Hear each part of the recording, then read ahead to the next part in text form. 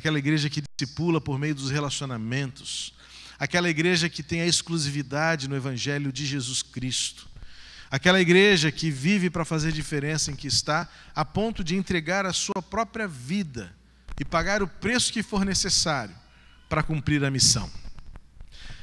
Neste mês de maio, nesses domingos que começam agora, hoje, eu quero partir para um aspecto mais prático de como aquilo que era princípio se transformou em atitude. Aquilo que era ideológico, aquilo que era conceitual, como isso se transformou em um jeito de viver. O desafio de ser igreja hoje é exatamente transferirmos-nos de um estágio conceitual, teórico, para a prática. O Novo Testamento, ele nos dá base para as duas realidades. A conceitual, o Novo Testamento, a Bíblia como um todo, ela está repleta de conceitos e fundamentos teóricos. Como eu disse domingo passado, é uma teologia que é, antes de tudo, bíblica. É a Bíblia fazendo teologia, e não a teologia forçando um jeito de interpretá-la. Mas a Bíblia é muito mais do que conceitual, ela é prática. A Bíblia é um livro de atitudes, é um livro de experiências e de exemplos. E no livro de Atos, isso não é diferente. O livro de Atos, além de mostrar conceitos, além de mostrar fundamentos e princípios, o livro de Atos é uma narrativa histórica que nos ajuda a ver a igreja em ação. A igreja de Cristo em ação, que nos ensina a agir como igreja, por meio daquela igreja do livro de Atos. E por que é importante a gente aprender a ser igreja à luz do livro de Atos? Porque hoje se fala muito em tipos de igreja, em tamanhos de igreja, em modelos de igreja. Fala-se muito em crescimento de igreja e a gente acaba debatendo qual é o melhor modelo de igreja que existe. Qual é o modelo de igreja que realmente funciona? Qual é o tipo de igreja mais apropriado para os dias de hoje? Durante algum tempo falou-se muito em igrejas por ministérios. Houve uma época em que as igrejas eram departamentalizadas. Houve uma época em que as igrejas eram simplesmente, aconteciam por meio de comissões. Depois surgiram a ideia dos ministérios.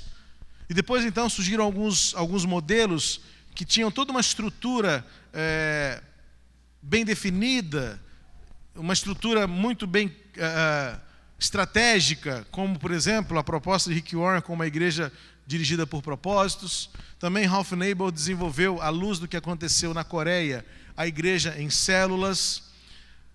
Surgiu um movimento chamado Rede Ministerial, que era uma forma de encorajar os crentes a agirem igreja por meio dos seus dons. E acaba que cada um deles foi se adaptando, foi se moldando, foi se contextualizando. E aí surgiram então os aspectos comparativos. Este modelo é melhor, este modelo é mais eficaz, este modelo é mais rápido, este demora mais para acontecer. Quando se fala em crescimento de igreja, ou igrejas que crescem, nós acabamos transitando muito em um binômio de qualidade e quantidade. E muitas vezes o nosso debate versa dentro desta dinâmica de o que é qualidade e o que é quantidade. Há aqueles que têm aversão a números, então quantidade nunca significa saúde. Quantidade é inchaço, quantidade é modismo, igrejas, mega igrejas, conglomerado empresarial, e isso traz problemas, traz desvios. Há aqueles que vão defender a qualidade, dizendo que a qualidade é a essência, independentemente do tamanho, e aí uns preferem menores, menos, simples. Ou aqueles também vão dizer que é inevitável que qualquer coisa ou organização que tenha qualidade não cresça, ou cresça. Uma coisa está atrelada à outra. Se um organismo tem saúde, tem qualidade de vida, é natural que ele cresça, que ele apareça, que ele se desenvolva. Então, o número é resultado daquilo que se faz com qualidade. Mas qual é o manual para isso? Quais são os parâmetros que temos para dizer que uma igreja ou aquela igreja faz sucesso, tem sucesso. Talvez a gente poderia criar critérios para este tempo, porque a nossa visão é sempre muito contextualizada e até limitada dentro daquilo que nós somos capazes de enxergar. E se nós vemos, então nós quantificamos. Se nós vemos, nós podemos qualificar. E aí então nós vamos tentar definir o que faz uma igreja ter sucesso.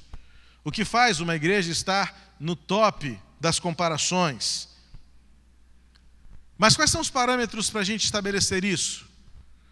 Muitas vezes usamos parâmetros que não são parâmetros para se avaliar uma igreja, e usamos parâmetros organizacionais comuns. E aí comparamos igreja a outras instituições organizacionais, comparamos igrejas com associações, igrejas com empresas, igrejas com instituições corporativas, sindicatos, condomínios.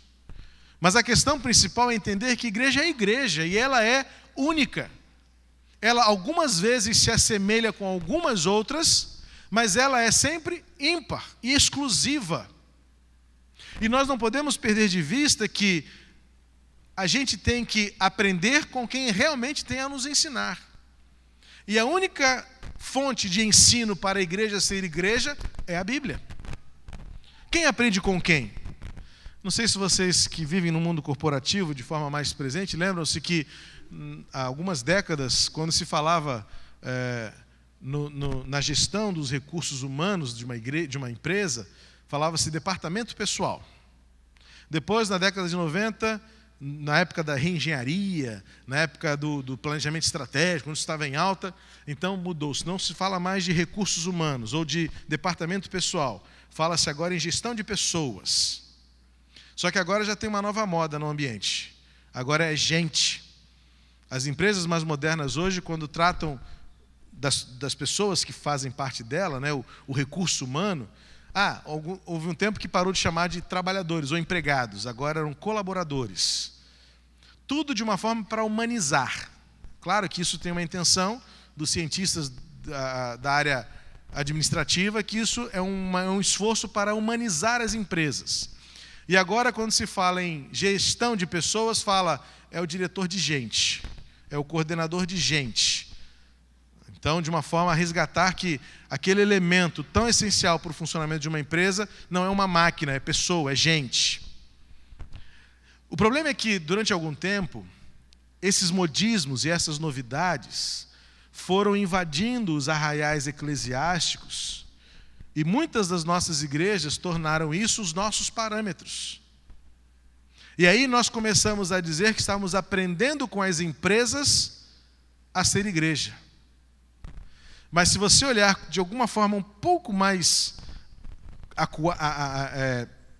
cuidadosa, você vai perceber que, ainda que eles não digam, na verdade, durante muito tempo, algumas empresas tentaram se transformar em igrejas. No início da década desse novo milênio, 2000 para cá, algumas igrejas estavam até desenvolvendo algo como a gente chama de capelania empresarial. Algumas empresas estavam chamando líderes espirituais para darem treinamentos de espiritualidade dentro das suas organizações. Foi surpreendente para mim perceber isso no início desse milênio, talvez pela virada do milênio, esse contexto místico, transcendental que norteia essa nossa geração. Algumas empresas estavam migrando para um contexto em que estavam a ponto de contratar capelães para cuidar da espiritualidade dos seus empregados. E aí é surpreendente, no mínimo, né? Para não dizer irônico. Pensar que durante décadas, algumas igrejas, no que tange as suas organizações institucionais, começaram a aprender com as empresas a se organizarem, e algumas empresas olhavam para a igreja e diziam assim: a gente tem que ser um pouquinho mais espiritual. Ou seja, mão e contramão de uma realidade que, de alguma forma, é ímpar. Igreja é igreja. E a gente precisa aprender a fazer igreja acontecer como a única fonte de ensino e autoridade que temos diante de nós, que é a palavra de Deus. O que então distingue uma empresa de uma igreja, ou qualquer outra organização? Igreja não é aeroporto, igreja não é rodoviária, igreja não é fábrica, igreja é igreja. Ela tem um pouco de tudo, porque ela somos nós. E você é gente. Você é empresário, você é empregado, você é aluno, você é professor, você é profissional.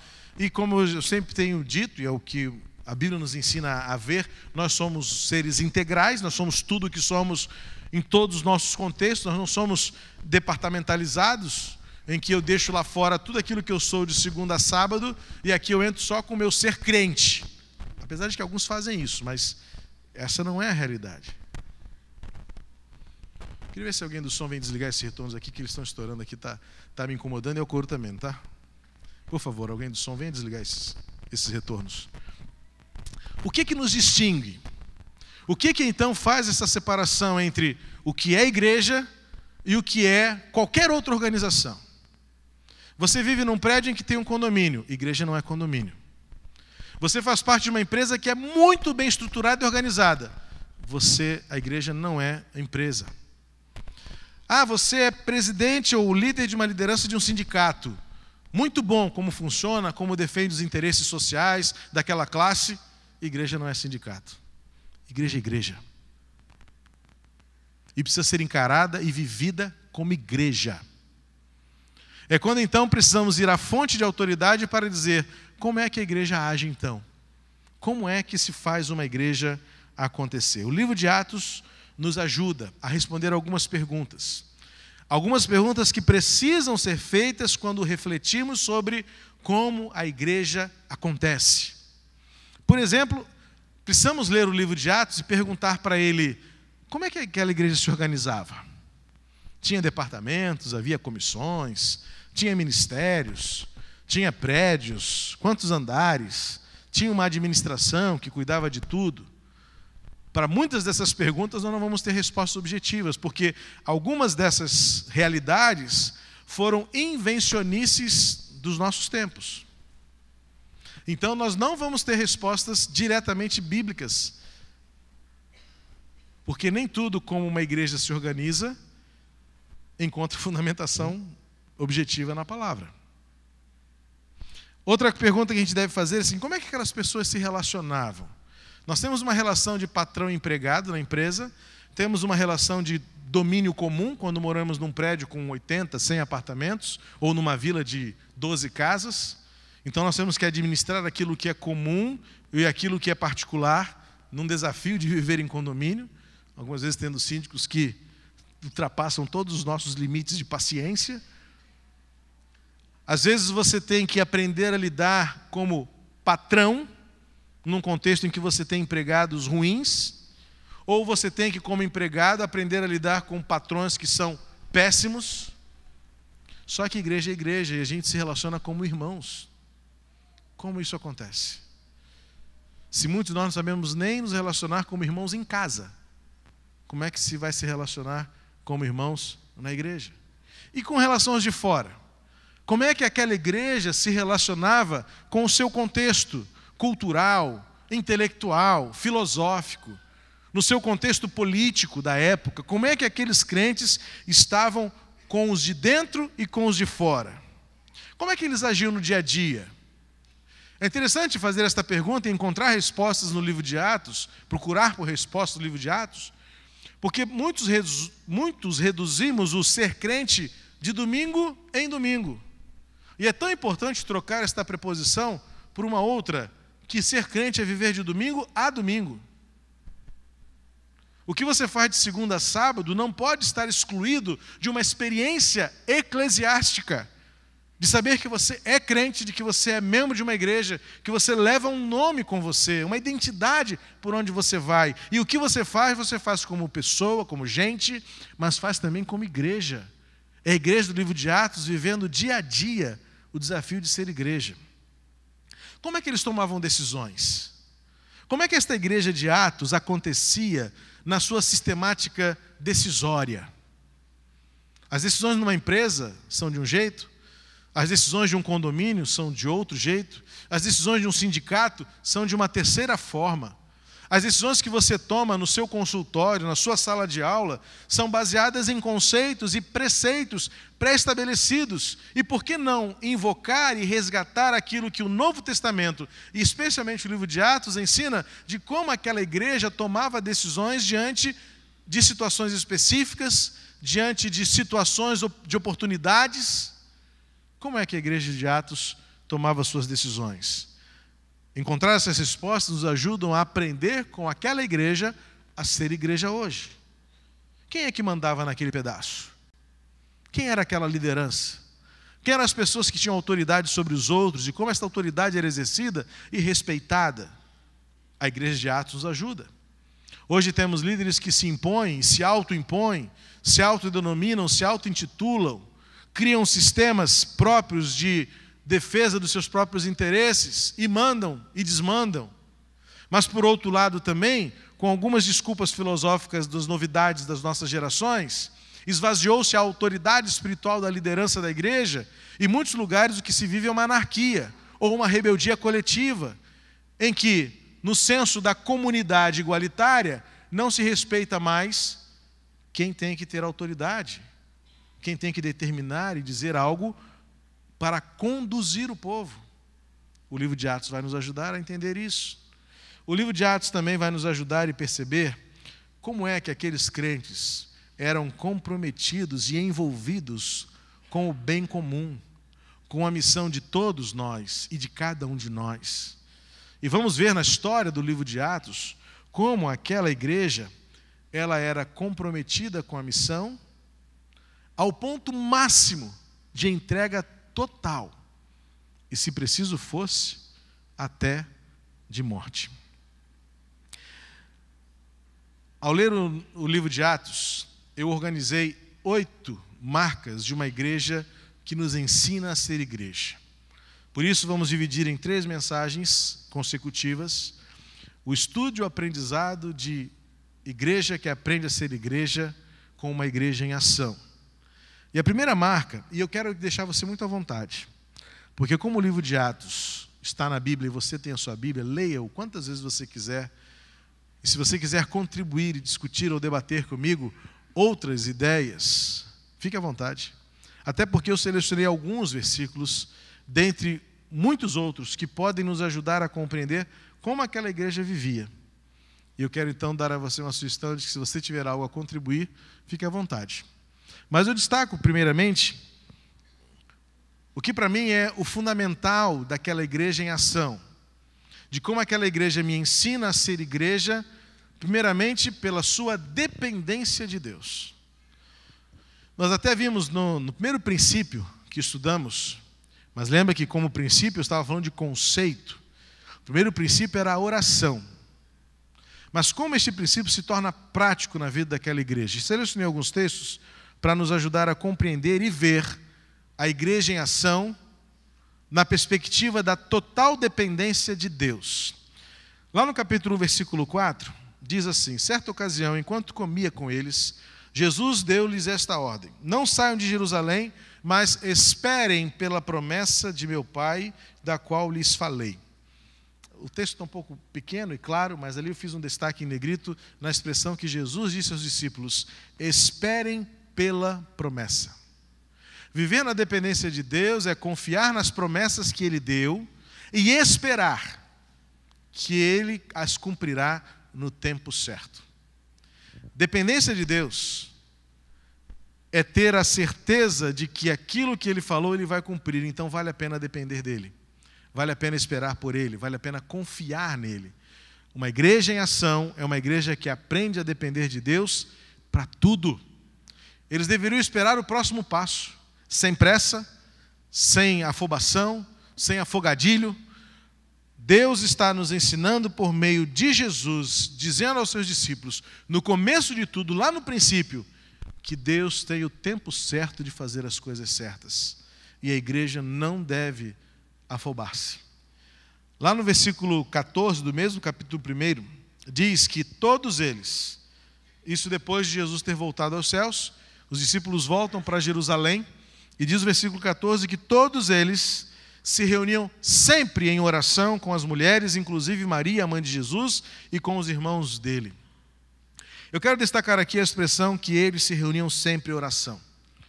A reunião de oração aqui era algo comum na vida deles. Parece-me que não fazia parte de um programa, não fazia parte de um planejamento, mas era algo comum no jeito deles viverem. Tudo com oração, tudo pela oração, e o tempo que fosse preciso.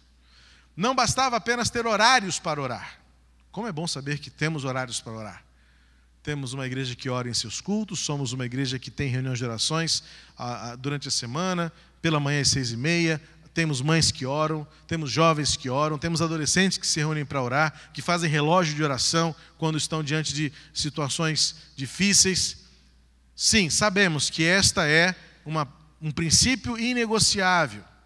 Mas o que eu percebo aqui é que esses crentes, eles faziam tudo movido pela oração, porque eles aprenderam a depender de Deus para todas as coisas. Uma igreja em ação é uma igreja que faz e acontece por Deus. Versículo 24 e 25, no capítulo 1 ainda, diz assim: depois oraram. Eles estavam diante de uma decisão a ser feita.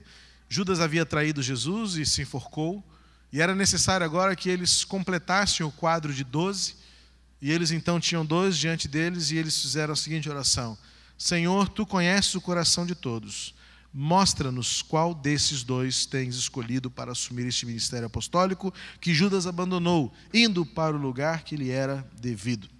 Destaco neste versículo a expressão: mostra-nos qual destes. A escolha, a decisão, o próximo passo foi fruto de experiência e de oração a Deus, de dependência de Deus, de confiança que Deus tem a história da igreja em suas mãos. E apesar dos nossos defeitos, a igreja permanece viva, porque é o poder da ressurreição que a mantém de pé. E esta igreja estava aprendendo a depender de Deus para coisas grandes ou pequenas, cotidianas ou extraordinárias, inclusive para escolher pessoas. Capítulo 6, versículo 6, diz: apresentaram esses homens aos apóstolos, os quais oraram e lhes impuseram as mãos. Quando da escolha daqueles primeiros 7, para atender a uma necessidade específica na liderança da igreja, os apóstolos se reuniram e oraram para que Deus confirmasse esses nomes e trouxesse a certeza em seus corações. No capítulo 10, versículo 9, diz assim: no dia seguinte, por volta do meio-dia, enquanto eles viajavam e se aproximavam da cidade, Pedro subiu ao terraço para orar. Esta oração antecedeu um momento importante quando Pedro iria pregar na casa de Cornélio para os seus vizinhos e familiares que Jesus é o Cristo. E Pedro, sabendo da sua grande responsabilidade, diz o texto, que ele separou um momento, a sós, foi para o terraço e ali orou. Oração, que nos ensina a viver na dependência de Deus. E no capítulo 13, versículo 3, quando eles despediram-se de Paulo, Silas e Barnabé, eles disseram: assim, depois de jejuar e orar, impuseram-lhes as mãos e os enviaram. A obra de Deus, feita e sustentada por meio da oração. De que forma a oração se torna prática na vida da igreja? Primeiro, porque por meio da oração temos e teremos sempre experiências para compartilhar do que Deus quer e do que Deus faz. Temos experiências para contar na medida em que oramos e vemos Deus responder nossas orações, curando enfermos, cuidando de doentes, consolando corações fragilizados, enlutados, trazendo sustento e milagres e também trazendo respostas. Porque quando oramos, temos experiências com Deus e aprendemos a confiar nas respostas que Deus nos dá. Porque temos a segurança de que as decisões tomadas, as escolhas feitas, ainda que desagradem alguns, ainda que me desagrade, ainda que não seja o senso da comunidade toda em favor, quando oramos, temos a certeza de que Deus é o maior interessado no sucesso da igreja. Lembro-me quando há alguns anos, nós aqui reunidos em culto, decidimos dar à diretoria da igreja a liberdade para participar de um leilão e negociar o quanto fosse possível, dentro de estudos preliminares, de um leilão para comprar um apartamento neste prédio aqui do lado, da esquina. Os irmãos vão se lembrar disso. No domingo de manhã nós tomamos essa decisão, outorgamos à diretoria a liberdade para sentar e com responsabilidade estabelecer os critérios com que participaremos de um leilão para tentar comprar o apartamento, se não me engano, 202 desse prédio aqui da esquina. E a intenção, que foi claramente divulgada, era comprar o apartamento para bloquear o prédio. Porque daqui a pouco vem uma incorporadora, compra o prédio todo e fica aqui um arranha-céu, e a gente nunca mais tem o sonho de virar a nossa igreja assim, para essa esquina tão bem colocada, tão estratégica. Fomos para o leilão, eu e mais alguns irmãos da nossa liderança. Foram lá me assessorar e me apoiar em oração, acima de tudo. Quando chegamos lá no prédio do Tribunal de Justiça para participar do leilão, iniciamos ali aquele pregão, cada um começa lá embaixo, vai subindo, subindo, subindo. Em pouco tempo, estávamos apenas eu e mais um senhor interessados no apartamento. E nós começamos a subir de 500 em 500 reais. 130.500, 131 mil. E foi assim. Porque eu queria chegar até o nosso limite, ver até onde nós iríamos. E ele toda hora respondendo. Depois ele começou a partir de 1.000 para 1.000, até que no final ele já estava de 5 mil, e chegamos ao nosso limite. Eu olhei para os nossos irmãos que estavam assim na lateral, fizemos um sinal nos olhares e entendemos que nós deveríamos parar ali. Porque era o limite que nós havíamos acordado e orado por ele. Chegamos ao limite, que era a saúde financeira da igreja, e era até onde a igreja nos confiou a liberdade para negociar. Paramos ali.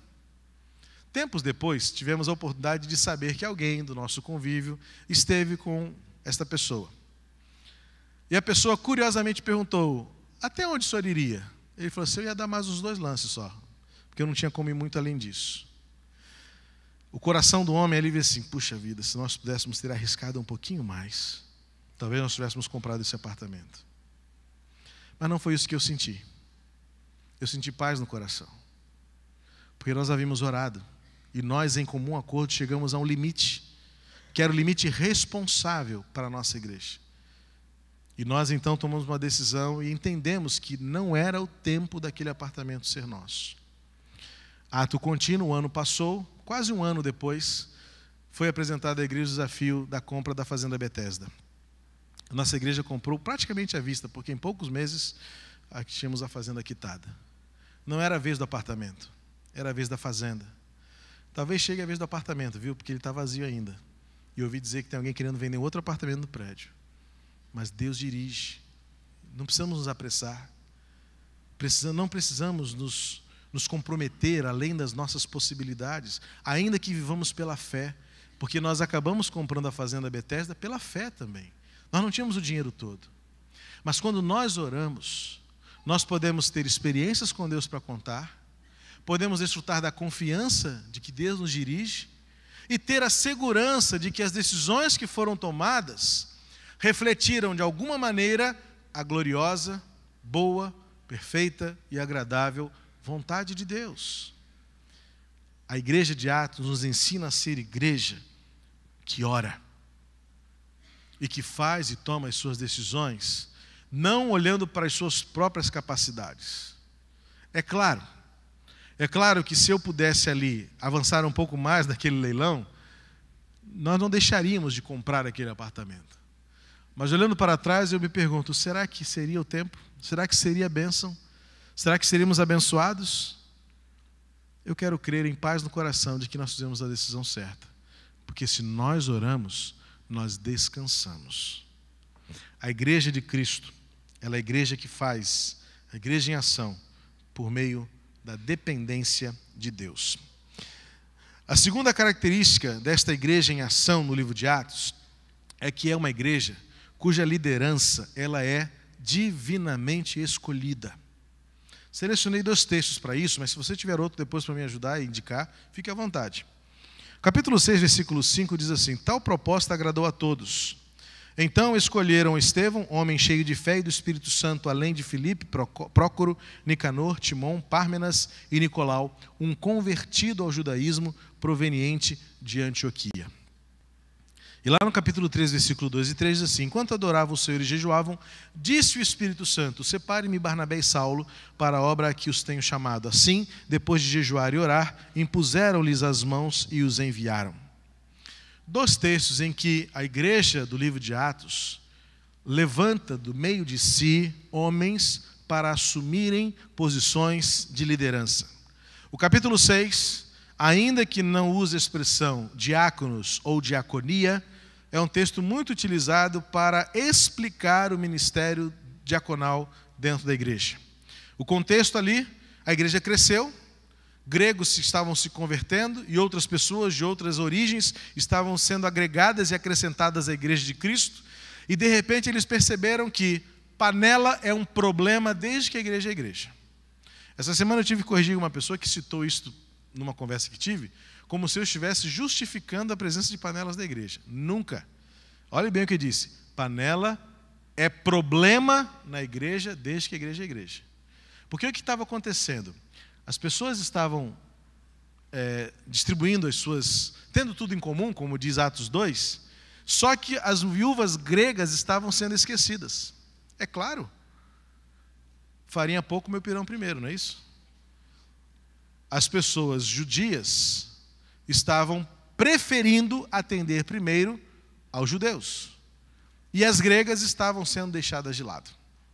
E o que os apóstolos fazem? Não é bom o que está acontecendo entre nós. Todos têm direito e todos devem receber o mesmo cuidado, porque agora somos todos irmãos em Cristo. Só que o que eles fazem? Nós não estamos dando conta. A injustiça está acontecendo porque nós não estamos sendo capazes de assumir a nossa responsabilidade de cuidar de todos. Então o que eles fazem? Escolheram 7, os primeiros 7, que fizeram parte da liderança de uma igreja local.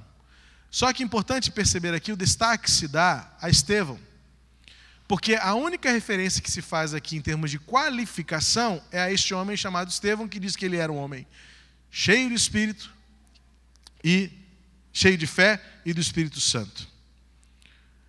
Interessante como o livro de Atos não falou de outras qualificações e dos outros, mas dá-nos a entender que o que é principal na igreja de Cristo pode ter pouco valor lá fora no mundo corporativo. E aquilo que é tão reconhecido no mundo corporativo pode não ter nenhuma importância dentro da igreja. Porque o que importa na igreja de Cristo é servir com fé e pela direção do Espírito Santo. Por isso, a pessoa pode ser o top na magistratura, pode ser o top no mundo acadêmico, pode ser um PhD na sua cadeira universitária, pode ser o cientista mais importante do mundo, mas se ele não tiver visão do reino, se ele não tiver temor a Deus, se ele não tiver consciência da comunhão fraternal, ele pouco serve para a igreja de Cristo. Essa é a grande contradição, o melhor paradoxo que a igreja de Cristo pode exercer no mundo de hoje, porque este é o lugar dos menores. E é interessante perceber aqui que na lista dos 7, alguns nomes, não são todos eles judeus, mas faz questão de referir-se ao tal Nicolau, um convertido ao judaísmo. Primeira comissão multidisciplinar da história. Por quê? Os apóstolos usaram de sabedoria e disseram assim: precisamos colocar alguém grego ou alguém gentil nesta comissão, porque se a comissão for só de judeus, o problema vai continuar. Tem que ter alguém que defenda os interesses dos gregos, mas que melhor, nos faça a comunicação, a ponte com eles, porque vêm de outra cultura, falam outra língua, viveram de outra realidade, não conhecem os princípios da lei, são totalmente neófitos. Temos que ter alguém que caminhe conosco, mas que dialogue com essas pessoas. E por isso, eu creio que tenha sido feita essa referência específica a Nicolau, que foi alguém que veio de fora do judaísmo para dentro daquele contexto. Por quê? Porque a igreja de Cristo aprendeu a agir movida pela orientação do Espírito Santo, principalmente na escolha daqueles que a dirigem. No contexto corporativo e empresarial, os currículos são importantes, os títulos fascinam, o tamanho da cadeira é algo invejável. Mas no reino de Deus, quanto menor, maior.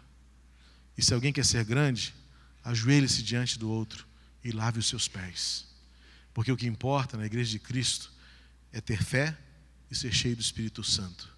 É ter visão de reino, é ter temor a Deus, é ter amor ao próximo, é servir com integridade de coração. E é por isso que lá no versículo 2 e 3 do capítulo 13 também, é o Espírito Santo quem saca do meio da igreja, literalmente, separem-me Barnabé e Saulo, eu os quero na missão. É o Espírito Santo orientando. O que isso se torna na prática? Como esta atitude se vê presente na igreja de Cristo daquele tempo e hoje? Primeiro, é que a escolha da liderança obedece parâmetros espirituais. O cara pode ser muito bom em matemática, mas se ele não tiver visão de reino, ele não saberá investir o reino de Deus nas coisas prioritárias. A sua preocupação vai ser sempre o saldo, o número, a quantidade. O senso de justiça é legalista. A pessoa pode ser um magistrado, membro do Tribunal Superior de Justiça do Brasil. Mas se ele não tiver visão de justiça social, o seu julgamento será míope. E era o que estava acontecendo. A igreja de Cristo a ser liderada por pessoas espirituais. Para mim, a segunda virtude nesta prática é porque ela esvazia a má política. E eu fiz questão de adjetivar a política de má, porque a política em si ela é neutra. Por definição, política é a habilidade de negociar. É a habilidade de se relacionar. A política é a habilidade de gerir. Mas o que a gente tem visto é que política se tornou sinônimo pejorativo daquilo que é mal, daquilo que é corrupto. Só que a política hoje é má por causa dos políticos que a fazem. Que a gente precisaria de uma lavagem geral. Porque não é uma questão de um partido ou de uma cor, é de homens corruptos. E seja de que lado for, seja socialismo ou neoliberalismo, a igreja de Cristo está diante de tempos em que os inimigos dela se levantarão ferozes. Seja pelo neoliberalismo, ou seja pelo socialismo comunista, são ideologias que não valorizam aquilo que é a palavra de Deus, que relativizam ou que fundamentalizam os seus conceitos acima daquilo que é espiritualmente bíblico. O problema da política hoje é essencialmente as pessoas que a fazem. E quando nós, como igreja, nos esvaziamos disso, nós resgatamos a espiritualidade das nossas escolhas e nós então nos recuperamos da possibilidade de agir pela má política, da mobilização, da mobilização maliciosa, das negociatas por interesses próprios. O interesse espiritual esvazia a igreja da política má. Assim como também, em terceiro lugar, ela não dá lugar à vaidade. Muitas vezes, liderança de igreja se tornou disputas de vaidades. Queremos os títulos, queremos o tamanho da cadeira, queremos as relatorias, as coordenações, queremos estar à frente. Só que esquecemos que o serviço é o privilégio.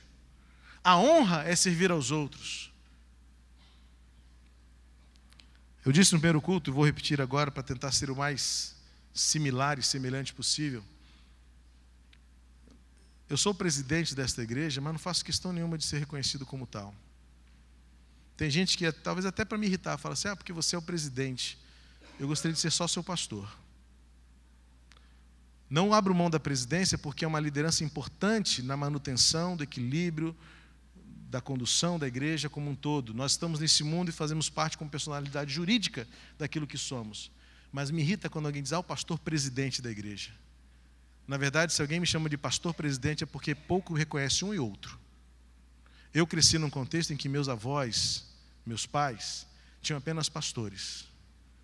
A presidência da igreja era uma contingência consecutiva do fato de ser líder da igreja, porque a lei determina. Mas hoje vemos igrejas que brigam. Tenho colegas que abriram mão da presidência, mas os irmãos vivem em constante litígio, fazendo partidos, literalmente levando-se partidos políticos para elegerem chapas, para verem quem vai ser o presidente da igreja. e o pastor está esvaziado da sua liderança. Conheço um pastor que nem chave da igreja tem.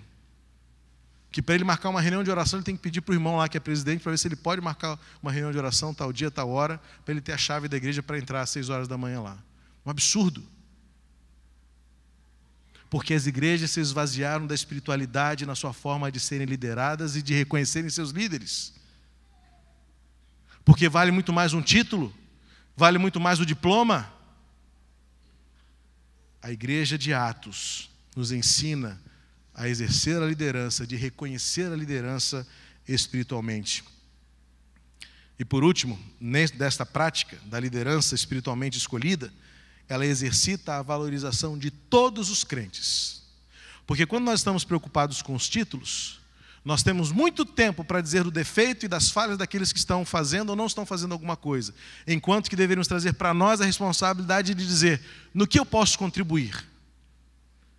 Como os meus dons podem ser úteis? Talvez eu não seja útil para ser membro de uma comissão, mas eu posso muito bem me envolver numa ação da igreja. Eu posso me envolver em algum ministério, mas porque criamos cargos e nomes desses cargos e funções, a gente depositou nessas pessoas toda a responsabilidade, e que se eles não fizerem, ninguém faz. E nós temos muito tempo para apontar os erros e as faltas e os defeitos que todos nós temos.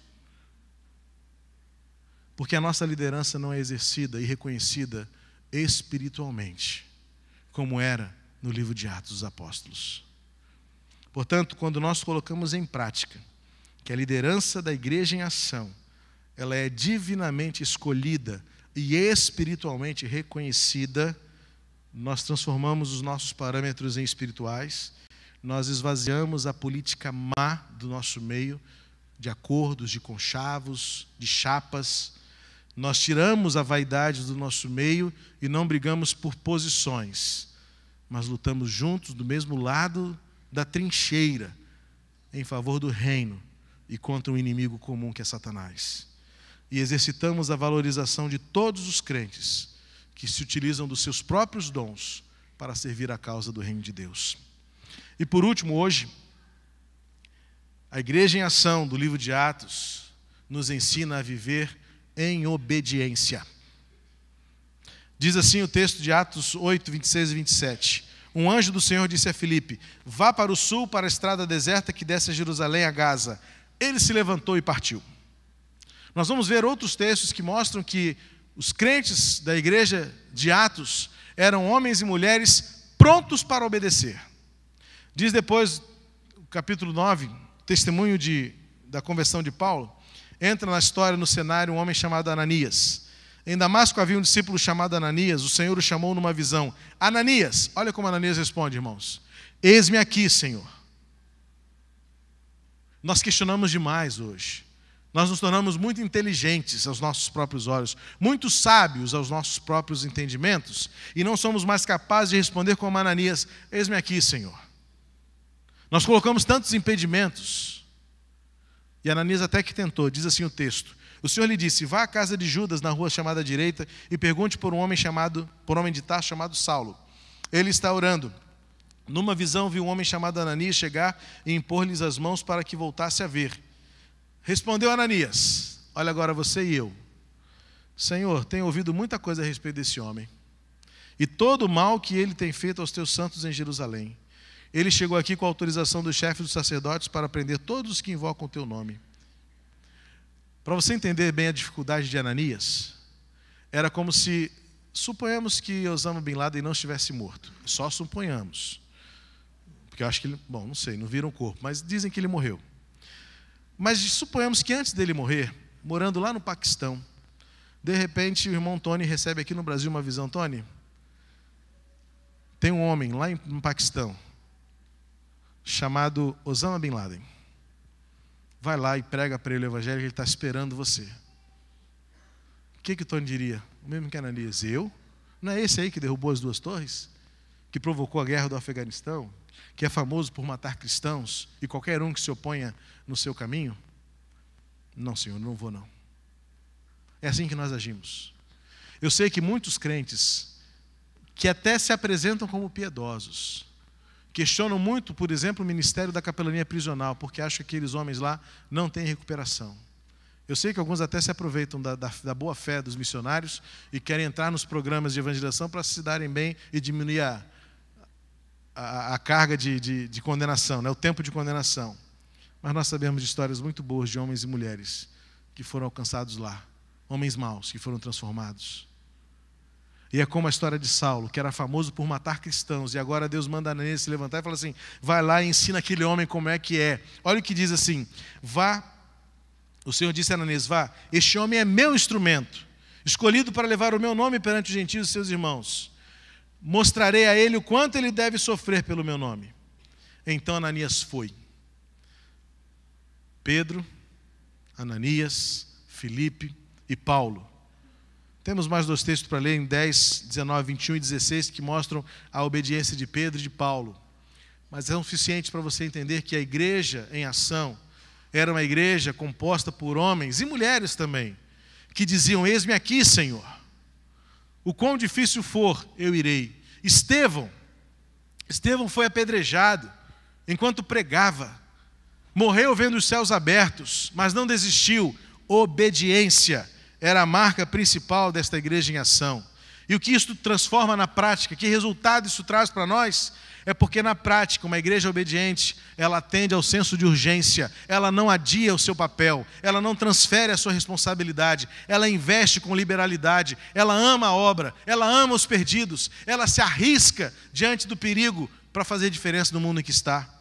Ela também prova a sua maturidade de fé, porque para obedecer é necessário ter coragem, e para ter coragem você precisa medir os riscos, e ainda que os riscos sejam grandes, e a iminência da morte seja uma realidade, o crente maduro ele se entrega. E por último, a nossa obediência testa, prova e aprova o nosso compromisso motivado pelo amor de Deus. O quanto amamos a Deus pode ser medido pela nossa disposição em obedecê-lo, em dizer: eis-me aqui, Senhor. Em dizer como Pedro e Paulo: estou pronto para ir, estou pronto para fazer. O apóstolo Paulo, quando se despede dos anciãos em Éfeso, ele diz: compelido pelo Espírito Santo, estou indo para Jerusalém, sem saber o que me espera lá. Risco, perigo, mas motivação em amor. Uma igreja em ação, baseado nessas três experiências da igreja de Atos, é uma igreja que vive e que age em total dependência de Deus, cuja liderança é espiritualmente escolhida e divinamente reconhecida. E é uma igreja obediente. O nosso amor a Deus prova e mostra o nosso amor pelos outros. É esta igreja que queremos ser, a igreja em ação, a igreja de Atos, que vive na dependência de Deus, cuja liderança é espiritual e que está disposta a obedecer. Sejamos esta igreja, porque Cristo nos amou primeiro, e Ele nos chamou para mostrar este amor nesta geração. Quero convidar você a sentar-se comigo à mesa do Senhor para este momento de celebração da ceia. Enquanto refletimos sobre o valor da igreja de Cristo, e enquanto medimos o nosso nível de comprometimento e entrega, pense bem, o quanto amamos ao Senhor. E isso se mostra na nossa atitude de dependência, na atitude de envolvimento com a liderança espiritual da igreja e também na nossa obediência. Vamos louvar ao Senhor. Vamos ouvir o coro Hosana, preparar o nosso coração para celebrar a ceia. Não saia ainda, estamos quase terminando e vamos celebrar o amor de Jesus sentados à mesa com o Pai, como igreja, celebrando o amor e a comunhão que temos uns com os outros.